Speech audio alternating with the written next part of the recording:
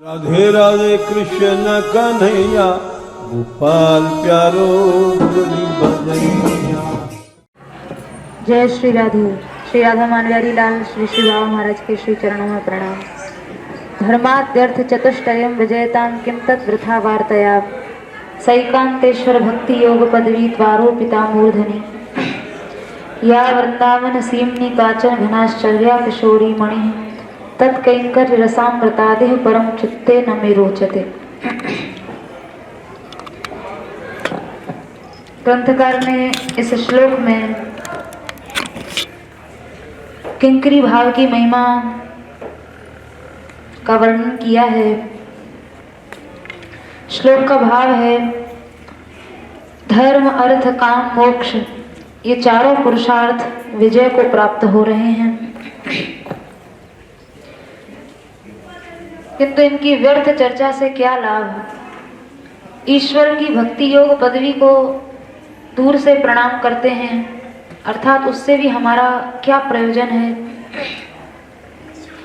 हमारे चित्त को श्री वृंदावन की सेवा में विराजित, श्री वृंदावन की सीमा में विराजित घनी आश्चर्य रूप किशोरी मणि का कैंकर्य यानी उनका दासत्व रूप रसामृत के अतिरिक्त और कुछ भी अच्छा नहीं लगता है।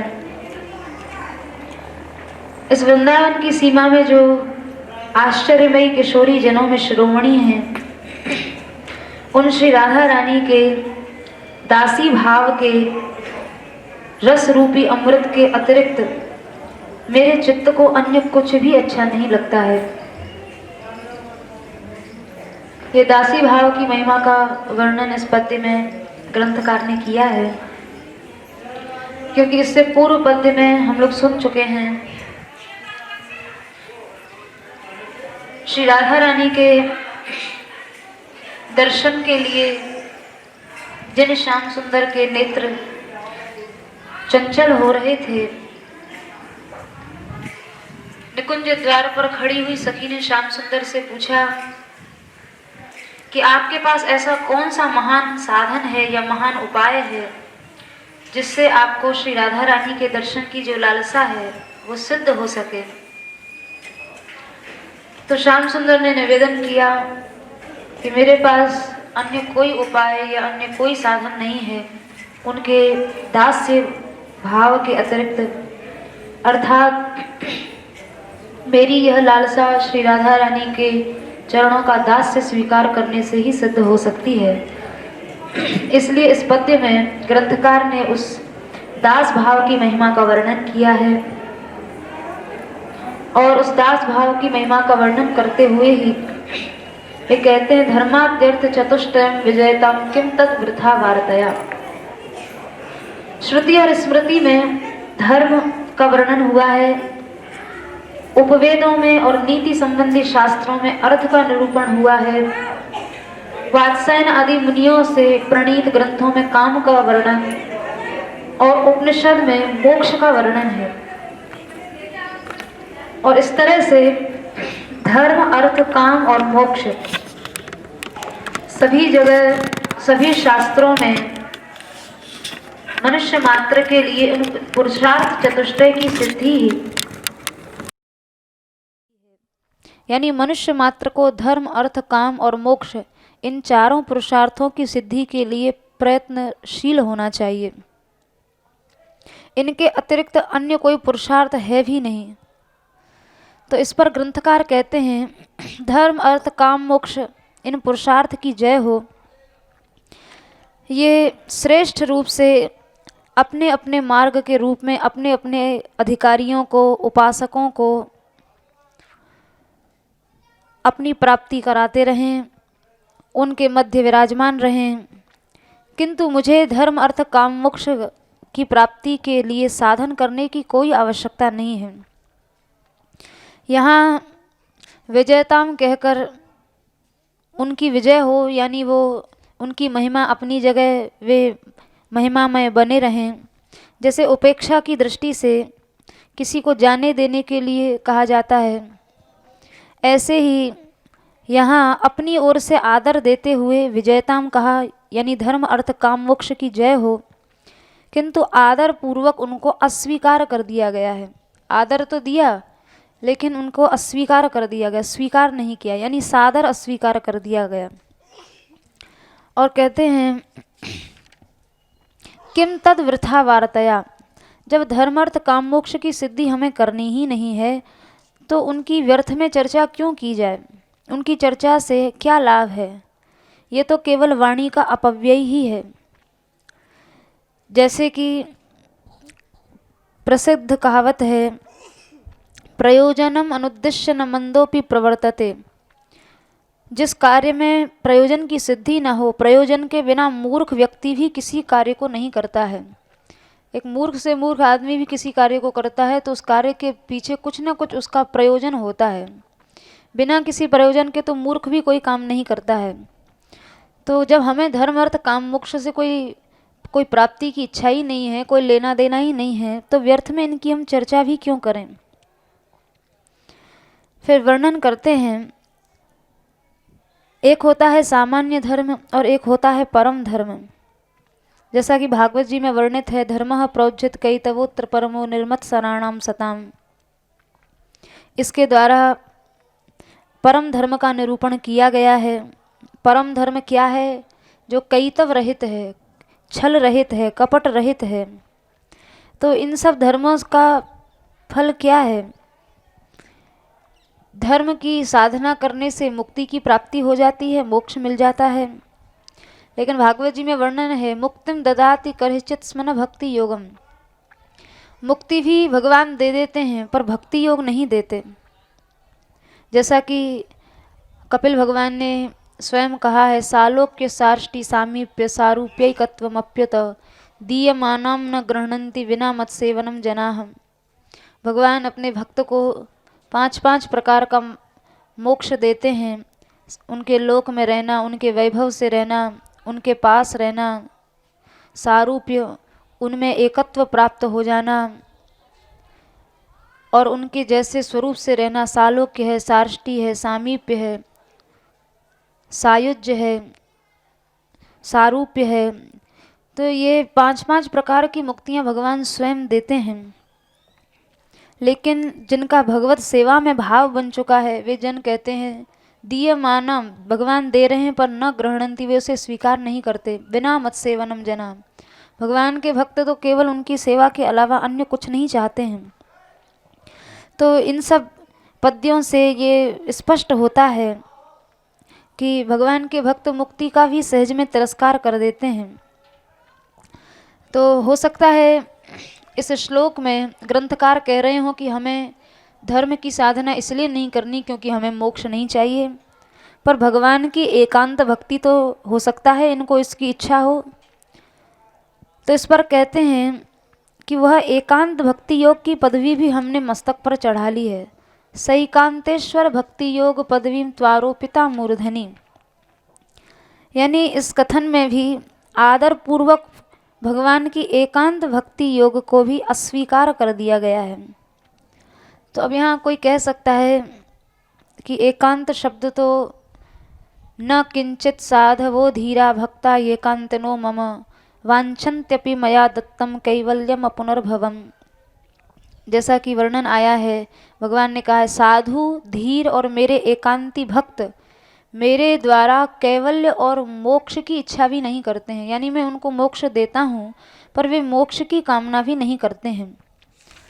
तो आप जो इस पद्य में ग्रंथकार यहाँ कह रहे हैं, सैकांतेश्वर भक्ति योग पदवी, तो यहाँ पर एकांती भाव का अर्थ एकांतता है, यानी ऐश्वर्य से संवलित एकांतता है, न कि माधुर्य वाली एकांतता। यहाँ ग्रंथकार आगे जिस एकांतिक रस में जाएंगे, श्री कृष्ण की भक्ति में भी एकांतिक रस का वर्णन है और ग्रंथकार ने राधा रानी की भक्ति को भी एकांतिक रस कहा है। लेकिन न किंचित साधवो धीरा भक्ता एकांतनो मम, यहाँ जो बात भगवान कह रहे हैं कि मेरे भक्त तो एकांती भक्त जो हैं वो मोक्ष भी नहीं चाहते हैं, वो एकांत भक्ति एकांतता है। पर ग्रंथकार जिस एकांतता की बात कर रहे हैं वो प्रिया प्रियतम का दिव्य श्रृंगार रस है। यानी 2 प्रकार की एकांतिक भक्ति है। एक तो श्री ठाकुर जी की भक्ति है और दूसरी दिव्य दंपत्ति की श्रृंगार रस रूपा एकांतिक भक्ति है, जिसको माधुर्यमय एकांत कहा है। तो ये को त्याग रहे हैं, ये ऐश्वर्य से संवलित एकांतता है, ये माधुर्य वाली एकांतता नहीं है। तो यहाँ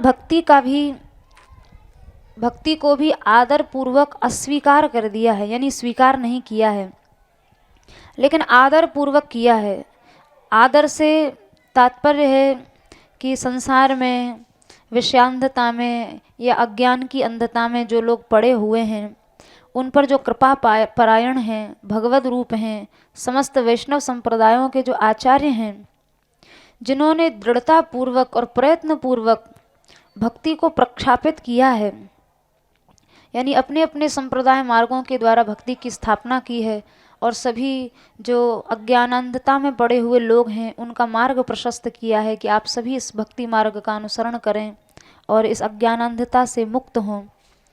तो उनके सामने समस्त साधन समूह का सूर्य के समान, जुगनू के समान प्रकाशहीन होने के कारण उस भक्ति को भी पूज्य भाव से शिरोधार्य ही बताया है। यानी भक्ति जो है, भक्ति फिर भी सूर्य है, बाकी सब साधन तो जुगनू ही हैं। ज्ञान हो गया, कर्मकांड का मार्ग हो गया, ये सब जुगनू है, भक्ति तो फिर भी सूर्य है।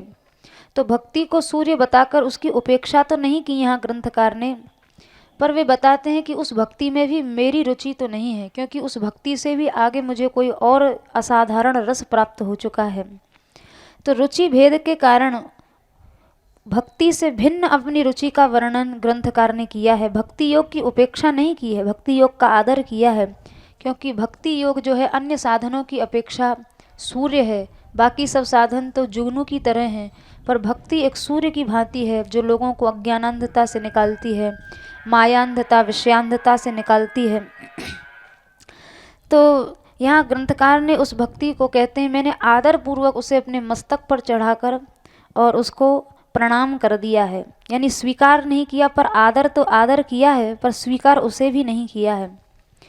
तो फिर यहाँ ग्रंथकार किस रस की बात कर रहे हैं? धर्म से आगे, अर्थ से आगे, काम से भी आगे, मोक्ष से भी आगे, और ईश्वर की एकांतिक भक्ति से भी आगे ऐसा उनको क्या मिल गया है?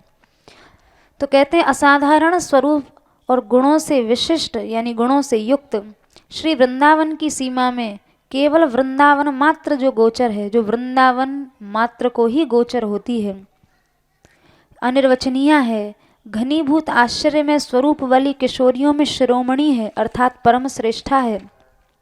या वृंदावन सीमनी काचन गणाश्चर्या किशोरी मणि है। आपको ऐसा क्या प्राप्त हो गया है? बोले वृंदावन की सीमा में हमें ऐसा कुछ मिल गया है, और वो वृंदावन की सीमा में ही मिलता है और वृंदावन को ही मिलता है। यानी वृंदावन के, जैसे कल के पद्य के भाव में हम लोग सुने थे, राधा रानी स्नान कुंज में स्नान कर रही हैं, तो उस समय स्नान की जो छटा है वो वृंदावन के तरु, लता, पत्र, जल, स्थल, इन सबको सुलभ हो गई। जो ठाकुर जी को भी जो रस सुलभ नहीं हो पा रहा था, वो वृंदावन के होने से जड़ मात्र को, जड़ जीवों को भी सुलभ हो गया। तो वहाँ सखी ने कहा है कि आप नायक हैं इसलिए इस रस का लाभ नहीं ले सकते, लेकिन वृंदावन का जो स्थल है, जल है, तरुलता, पत्र हैं, ये वृंदावन हैं, ये वृंदावन के हैं, इसलिए इनको ये गोचर हैं, वृंदावन मात्र गोचर हैं। तो वृंदावन का जिसने दृढ़ता पूर्वक आश्रय ले लिया, इस भूमि का जिसने आश्रय ले लिया, उसको तो इसकी प्राप्ति में किसी भी प्रकार का दौर्लभ्य नहीं है, दुर्लभता नहीं है, सहज में ये रस सुलभ हो जाएगा। वही यहाँ ग्रंथकार इस पद्य में भी कह रहे हैं, या वृंदावन सीमनी काचन घनाश्चर्या किशोरी मणि। धर्मर्थ काम मोक्ष और ईश्वर की एकांतिक भक्ति से आगे वृंदावन मात्र गोचर होने के कारण वृंदावन की इस सीमा में अनेकानेक किशोरियों में जो शिरोमणि हैं, परम श्रेष्ठ हैं, उन श्री राधा रानी के कैंकर्य रस, यानी दासी भाव के रसरूपी अमृत के अतिरिक्त इस लोक में मेरे मन को दूसरा कुछ भी अच्छा नहीं लगता है। तत्कैंकर्य रसामृतादिह परम चित्तम न मे रोचते। धर्मर्थ काम मोक्ष और ईश्वर की एकांतिक भक्ति से भी आगे है श्री राधा रानी की दासता, श्री राधा रानी के चरणों का के प्रति दास भाव। और कहते हैं इह यानी इस लोक में, जब इस लोक में ही अन्य कुछ अच्छा नहीं लगता है, तब फिर इस श्रीधाम वृंदावन में रहने पर तो और कुछ अच्छा लग ही कैसे सकता है। अर्थात धाम में रहकर भी यदि राधा रानी के अलावा दूसरा कुछ अच्छा लग रहा है तो ये जीव का प्रबल दुर्भाग्य है। धाम में रहने के बाद श्री जी के अतिरिक्त अन्य कुछ अच्छा लगना ही नहीं चाहिए। ये टीकाकार स्पष्ट करना चाह रहे हैं और इस कथन के द्वारा ये दिखा रहे हैं कि श्री राधा रानी के प्रति हमारी आसक्ति की पूर्णता है, यानी जितनी आसक्ति हो सकती है वो सब हमारी श्री राधा रानी में है। राधा रानी के अतिरिक्त चित्तम में न रोचते, मेरे चित्त को अन्य कुछ भी अच्छा नहीं लगता है, कुछ भी नहीं रुचता है। तो यहाँ ये समझना चाहिए कि केवल शास्त्रों में कहे गए महात्म्य की प्रेरणा से बंधा हुआ आवश्यक कार्य के समान मैं ऐसा नहीं कर रहा हूँ। यानी शास्त्रों में राधा रानी की महिमा गाई गई है, मैं उसको पढ़कर सुनकर मेरे चित्त ने मन बना लिया है कि नहीं बस राधा रानी की भक्ति करनी है। तो बोले शास्त्रों के भय के कारण या शास्त्रों में महात्म्य पढ़ने के कारण मेरा राधा रानी में ऐसा मन नहीं हुआ है। चित्तम में न रोचते, यानी मेरे चित्त को स्वाभाविक रूप से ही कुछ अच्छा नहीं लगता है। शास्त्र मुझे ऐसा करने के लिए कह रहे हैं ऐसी बात नहीं है, मेरे चित्त को अब स्वाभाविक रूप से ही श्री जी के अलावा अन्य कुछ भी अच्छा नहीं लगता है। तो यहाँ चित्त शब्द जो कहा है ये बड़ा महत्वपूर्ण है, क्योंकि इंद्रियों का स्वामी मन है और मन की भी जो प्रवर्तक है वो बुद्धि है, और बुद्धि का भी जो प्रवर्तक है स्वामी है वो चित्त है। और ग्रंथकार कह रहे हैं चित्तम न मे रोचते, अब मेरे उसी चित्त को अन्य कुछ भी अच्छा नहीं लगता है। यानी चित्त को जो अच्छा लगेगा वही मन को भी अच्छा लगेगा, वही इंद्रियों को भी अच्छा लगेगा। और इस तरह से इंद्र आदि सभी शक्तियों का मूल होने के कारण चित्त और चैतन्य में एकता हो जाने से पूर्ण रुचि दिखाई है। यानी मन की रुचि, इंद्रिय की रुचि का तो निवारण भी हो सकता है, पर चित्त की रुचि का निवारण नहीं हो सकता है। जैसे इंद्रियों को मीठा लगे तो इंद्रियों पर अंकुश किया जा सकता है,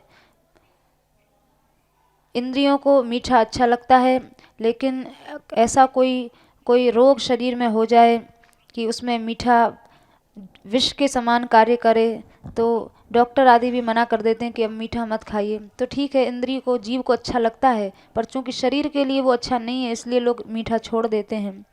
कई बार मन प्रबल हो जाता है तो मन जो है वह बाध्य कर देता है और व्यक्ति देखता है ये चीज़ स्वास्थ्य के लिए हानिकारक है तो भी मन की प्रबलता के कारण वह उस वस्तु को खा ही लेता है। पर मन से भी आगे वस्तु है एक चित्त। इंद्रिय और मन की रुचि पर अंकुश लगाया जा सकता है, यानी इनको रोका जा सकता है, लेकिन चित्त पर अंकुश नहीं लगाया जा सकता। इंद्रियों का प्रेरक मन है और मन का भी प्रेरक चित्त है। चित्त में जो वस्तु की, जिस वस्तु के प्रति जहाँ रुचि हो गई फिर उसको रोका नहीं जा सकता। तो ग्रंथकार यहाँ ये नहीं कह रहे हैं कि मेरा मन जो है वो राधा रानी के दास्य रूपी अमृत रस में ही लग गया है या मेरी इंद्रियां लग गई हैं।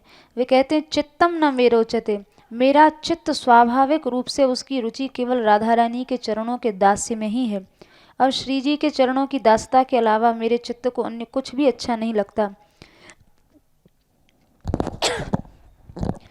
अर्थात किसी भी प्रकार से इसका निवारण नहीं हो सकता है। कैंकर्यसामृताद शब्द में कैंकर या दासी भाव की रस रूपता अर्थात आस्वादनीयता का वर्णन किया है। ये दासी भाव कैसा है? इस दासी भाव में रस है, अमृत है।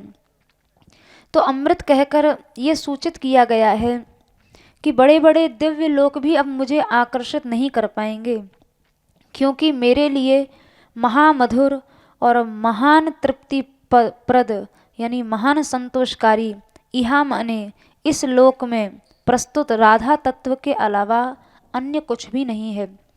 यानी साधारण विषय भोग और इस लोक के बड़ा से बड़ा कोई वैभव भी अब मुझे आकर्षित नहीं कर पाएगा, क्योंकि मेरे मन को महामधुर और मेरे मन को तृप्त कर देने वाला राधा तत्व का दास्य ही मुझे अब अच्छा लग रहा है, अन्य कहीं भी मेरी रुचि नहीं रही है। तो श्री राधा रानी के लिए यहाँ दो विशेषण दिए। कैसी राधा रानी की दास्ता? बोले जिन प्रिया जी, जो प्रिया जी किशोरियों में मणि हैं और घनाश्चर्यमयी हैं। ये दोनों आश्चर्य ग्रंथकार अपने अनुभव से कह रहे हैं। टीकाकार ने स्पष्ट किया है कि यहाँ राधा रानी के प्रति ग्रंथकार को क्या आश्चर्य लगा, वे आश्चर्यमयी क्यों हैं श्री जी। तो टीकाकार कहते हैं कि जो श्री ठाकुर जी के एकांतिक भक्त हैं वे भी कभी कभी कहते हैं कि अरे भाई, क्या आपको हमारा भाव, हमारी पद्धति या हमारी भक्ति की रीति अच्छी नहीं लगती है। वो परात्पर तत्व महाभागवत शिव ब्रह्मा शुक नारद आदियों से भी सम्मत है। यानी हम जिसकी भक्ति कर रहे हैं, जिन कृष्ण की, सुखदेव जी सनकादिक आदि महात्माओं ने भी उनकी भक्ति की है और शुक सनकादि ब्रह्मा जी आदि भी उस परात्पर तत्व भगवान का ध्यान करते हैं और उस भगवान की प्रशंसा करते हैं। तो आप हमारा मार्ग ही क्यों नहीं अपना लेते हैं।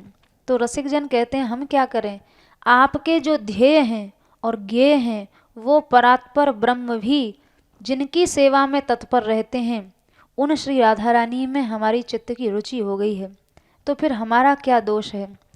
यानी ऐसे आश्चर्यों से युक्त हैं श्री राधा रानी। ये सबसे बड़ा आश्चर्य है कि ब्रह्मा शंकर के लिए भी जो ध्यातव्य हैं, ध्यान के विषय हैं, वो श्री कृष्ण भी श्री राधा रानी की चरण सेवा के लिए तरसते रहते हैं। ये रस सबसे उत्कृष्ट रस है, यानी राधा रस। फिर यहाँ लीला परक अर्थ टीकाकार ने आंतरिक अर्थ कहकर वर्णन किया है। जैसा कि हम पूर्व पद्य में लीला का एक क्रम सुन रहे थे कि स्नान कुंज में राधा रानी स्नान कर रही थीं और सखी ने उनको, श्याम सुंदर को प्रतिषेध कर दिया अंदर जाने से और उनको वहीं बाहर वार्तालाप में लगा लिया। तब तक श्री राधा रानी ने भीतर स्नान संपन्न हो गया। तो यहाँ पास के उसके आगे का जो लीला का क्रम है उसका वर्णन इसी श्लोक का लीला परक अर्थ टीकाकार ने घटाया है कि कुंज में स्नान करती हुई श्री प्रिया जी को सुनाती हुई सखी वेश के द्वारा मज्जन, कवरी प्रसाधन, चरणों में महावर लगाना आदि दास्य भाव के लिए श्री कृष्ण ने बहुत आग्रह किया था। सखी से श्याम सुंदर आग्रह कर रहे थे, आप कहती हो कि दासियां ही इस सेवा में जा सकती हैं, तो ठीक है, मुझे भी दासी बना लो और मैं राधा रानी के चरणों में महावर लगाऊंगा, मेहंदी लगाऊंगा, उनके केश संवारूंगा, उनका जूड़ा बनाऊंगा। तो श्याम सुंदर सखी से ऐसी प्रार्थना कर रहे थे। तो वो सखी श्याम सुंदर से बोली, देखो सखी वेश में ये सब काम करना तुम जैसे नायक का धर्म नहीं है। जैसा कि इस श्लोक में लिखा है ना, धर्माद्यर्थ चतुष्टयम विजयताम किम तद वृथा वार्तया। तो धर्म अर्थ काम मोक्ष का यहाँ लीला परक अर्थ घटा रहे हैं टीकाकार। सखी कहती है कि नायकपन को छोड़कर सखी वेश में आके ये सब काम करना तुम्हारा धर्म नहीं है और इस धर्म से तुम्हें अर्थ की सिद्धि भी होने वाली नहीं है और न काम की ही सिद्धि होगी न मोक्ष की ही, क्योंकि मिथ्या रूप को छोड़कर अपने स्वरूप में स्थित होने का नाम ही मुक्ति है। और अगर तुम दासी रूप धारण करोगे तो ये तुम्हारा मिथ्या रूप होगा। तुम दासी तो हो नहीं, तुम हो तो नायक ही। तो यदि तुम मिथ्या रूप धारण करोगे तो मिथ्या रूप धारण करने से तो मुक्ति भी नहीं मिलती। मुक्ति भी मिथ्या रूप को छोड़कर अपने स्वरूप में स्थित होने का नाम ही मुक्ति है और दासी रूप जो है वो तुम्हारा मिथ्या रूप है। तो तुम्हारा स्वरूप पुरुषत्व के रहते प्रिया जी के श्री अंगों के संयोग में तुम्हारा जो सखी रूप है ना वो लुप्त हो जाएगा। यानी जब आप राधा रानी के चरणों की सेवा करने बैठेंगे तो जैसे माया ईश्वर के पथ में आ नहीं सकती, वो अपने आप वहाँ से विलुप्त हो जाती है, गायब हो जाती है। तो आपका ये जो दासी स्वरूप है ये मिथ्या स्वरूप है, आप असल में तो दासी हैं नहीं। तो जब आप श्री जी के सामने ही आएंगे ना तो अपने आप वो दासी रूप, आपका सखी रूप लुप्त हो जाएगा। और सखी रूप अगर लुप्त हो गया तो फिर आप उनकी सेवा भी नहीं कर पाएंगे और नायक धर्म से भी चले जाएंगे और सखी भाव की सेवा भी आपको नहीं मिलेगी। तो ना इधर के रहेंगे ना उधर के रहेंगे, तो आपको धर्म भी सिद्ध नहीं होगा और मोक्ष भी सिद्ध नहीं होगा। काम सिद्ध वैसे नहीं होगा क्योंकि श्री जी की आप सेवा कर नहीं पाएंगे तो आपकी कामना भी पूर्ण नहीं होगी और इन सब छलों को करने से किसी अर्थ की भी सिद्धि नहीं होगी।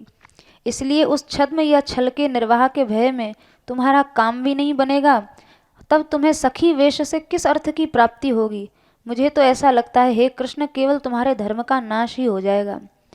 तो सखी की ये सब बातें सुनकर अत्यंत आतुर भाव से चरण कमलों की सेवा के समय स्पर्श की लालसा के से श्याम सुंदर सखी से ये वचन कहते हैं देख सखी, तू जिस धर्म अर्थ काम मोक्ष की बात कर रही है ना, धर्म अर्थ काम और मोक्ष उन चारों पदार्थों की जय हो। वे भले ही चले जाएं, मुझे उनसे कोई प्रयोजन नहीं है। तो फिर भी सखी कुछ कहना चाहती थी। तब तक लालजी बोले, देख, उनकी व्यर्थ वार्ता करने से लाभ क्या है। किम तद वृथा वार्तया, जब धर्मर्थ काम मोक्ष मुझे चाहिए ही नहीं, वो जाएं तो भले चले जाएं, तो तू उनकी बात मुझे क्यों बना बना के सुना रही है। मुझे उनकी चर्चा भी नहीं सुननी। क्यों व्यर्थ समय को गंवा रही है। तू एकांत में मुझे मेरे ईश्वर के श्रीचरण क्यों नहीं दिखा देती। यहाँ सई कांतेश्वर भक्ति योग पदवी का अर्थ लिया है। श्याम सुंदर कह रहे हैं, तू तो बस मेरे जो ईश्वर हैं यानी श्री राधा रानी हैं, उनके श्री चरणों को दिखा दे। बाकी धर्म अर्थ काम मोक्ष बेकार की बातें मत कर, इनसे मुझे कोई प्रयोजन नहीं है। तो सखी बोली, रात दिन एकांत में राधा रानी के चरणों की सेवा में आप रहते हो, तब आपने श्री जी के चरणों की सेवा क्यों नहीं कर ली।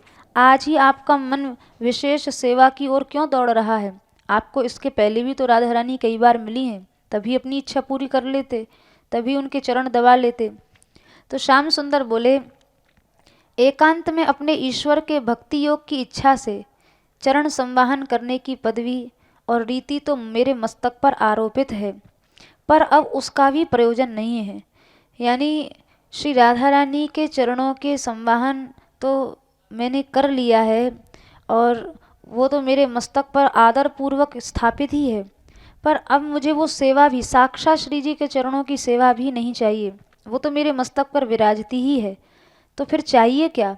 तो श्याम सुंदर कहते हैं, मुझे जो अभीष्ट है वो तू ध्यान से सुन। इस वृंदावन की सीमा में, यानी इस वृंदावन को छोड़कर जो एक कदम भी कभी बाहर नहीं जाती हैं, इस प्रतिज्ञा से जो निरंतर वृंदावन में ही विराजमान हैं, अत्यंत आश्चर्य स्वरूप वाली हैं, जिनके प्रत्येक अंग में, प्रत्येक रोम में विद्यमान जो छवि है, जो रूप है, जो लावण्य है, उसके समुद्र में मेरा मन रूपी मीन ऐसा ही है जिसकी परगामिनी गति नहीं है। जैसे जल में रहने वाली मछली का प्राण जल ही होता है, ऐसे ही उन श्री राधा रानी के रूप लावण्य रूपी समुद्र में मेरा मन मछली है। उन श्री जी के अतिरिक्त मेरी कोई गति नहीं है। इसलिए अनिर्वचनीय किशोरियों की जो शिरोमणि हैं और तुम सब सखियों की जो स्वामिनी हैं, उनके दास्य भाव को ही मैं रस मानता हूँ। संभोग आदि की भी मुझे अपेक्षा नहीं है। यानी श्री राधा रानी से मेरा मिलन हो या न हो, मेरे लिए तो राधा रानी के चरणों का दास्य भाव ही अमृत है। श्री जी से साक्षात मिलने की भी अपेक्षा यहाँ राधा रानी के चरणों के दास्य के रस को और भी अधिक श्रेष्ठ बताया है। तो श्याम सुंदर कहते हैं, श्री राधा रानी के जो चरण संवाहन की जो पदवी है, यानी उनके चरणों को साक्षात स्पर्श करते हुए उनका जो मैं संवाहन करता हूँ, दबाता हूँ, उसको भी मैंने अपने मस्तक पर धारण कर लिया है, पर मुझे प्रयोजन उससे भी नहीं है। मेरा प्रयोजन तो राधा रानी के अनन्य रूप से चरणों के दास्य में ही है, क्योंकि उनके रूप में मेरी विशेष आसक्ति है, उनके सुख से सुखी होने की मेरी भावना है। इसलिए चित्तम न मे रोचते, श्री राधा रानी के चरणों के दास्य के अतिरिक्त मुझे और कुछ भी अच्छा नहीं लगता है। दूसरा भाव टीकाकार ने ये बताया, एक भाव तो इस पद्य का इस तरह से बताया, पूरा इस श्लोक के भाव को लीला परख अर्थ घटित करके, और दूसरा भाव दे रहे हैं। श्याम सुंदर ने उस सखी को कहा, देख सखी, अब श्याम सुंदर धर्मर्थ काम मोक्ष सखी के पक्ष में घटा रहे हैं। अगर तू इस एकांत के समय में मुझे उन श्री जी का दर्शन करा देगी ना, तो तुझे महान धर्म का काम तेरे द्वारा हो जाएगा और इससे बड़ा पुण्य का लाभ होगा। जैसे लोक में कहा गया है, कोई बहुत बड़ा कार्य, परोपकार का कार्य कर देने से बहुत बड़ा पुण्य होता है। तो तू भी मेरे ऊपर उपकार कर दे। अगर तू इस एकांत कुंज में मुझे श्री जी का दर्शन करा देगी, तो इससे तुझे महान धर्म और महान पुण्य की प्राप्ति होगी, और उस पुण्य के प्रभाव से तुझे अर्थ भी प्राप्त होगा। वो अर्थ क्या है? तो कहते हैं, जो उस समय के योग्य हैं, तुम्हारी कामना भी सिद्ध हो जाएगी। यानी हम दोनों का, सखियाँ क्या चाहती हैं, सखियों की कामना क्या है? प्रिया प्रियतम का नित्य मिलन बना रहे, वे नित्य प्रसन्न रहें, यही सखियों की कामना है।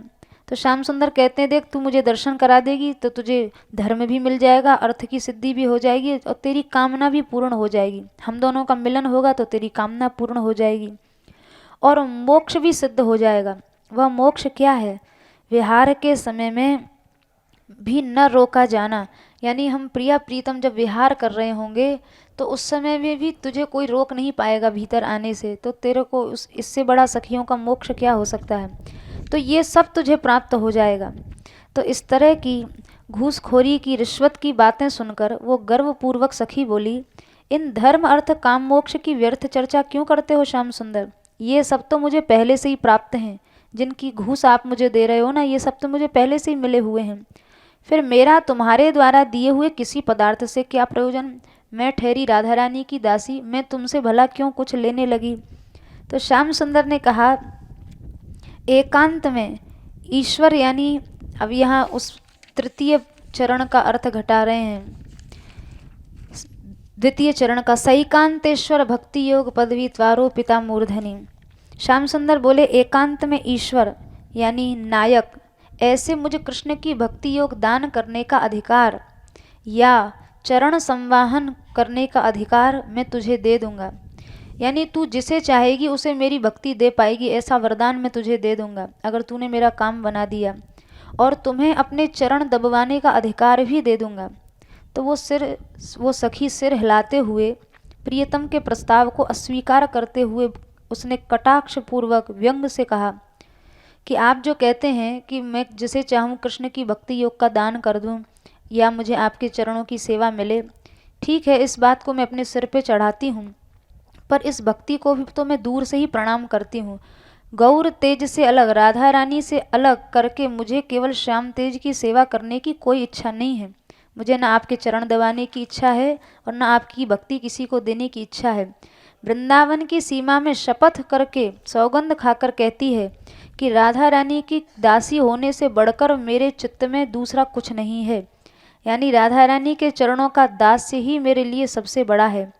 यदि आप मुझसे सलाह लेते हो और मेरी बात मानते हो तो तुम्हें भी राधा रानी का ये दास्य मिल सकता है। मैं सत्य कहती हूँ, इस श्री वृंदावन में श्री किशोरी जी का ही संपूर्ण साम्राज्य है। यहाँ उनके संकेत को जानते हुए, उनके रुख को रखते हुए ही रहना चाहिए।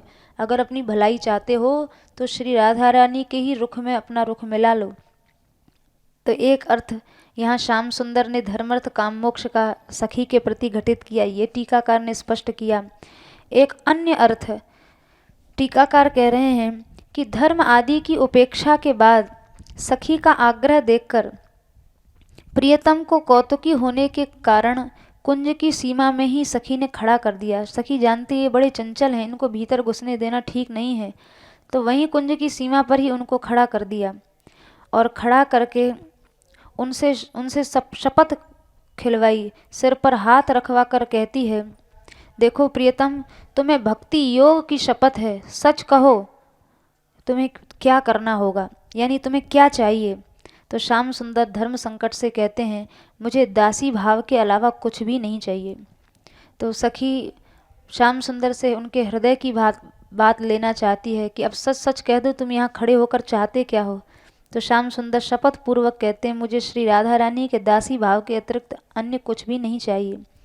तो यहाँ परस्पर में हास्य भी हो रहा है, कौतुक भी हो रहा है। तब इतनी देर श्याम सुंदर से उस सखी ने बात की, तो इतनी देर श्री राधा रानी को तो विरह हो गया होगा, अंतराय पड़ गया होगा प्रिया प्रीतम के मिलन में।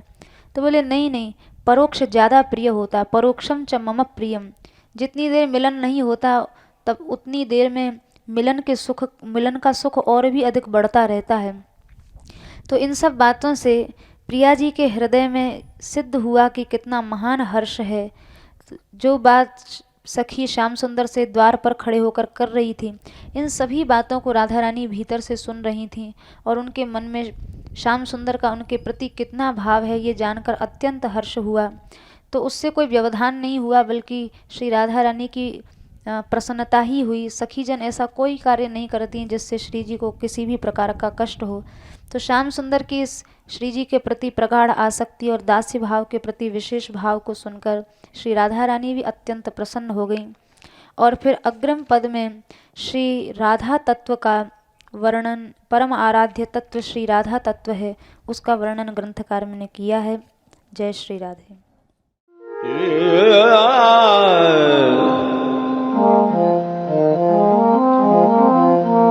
Yeah.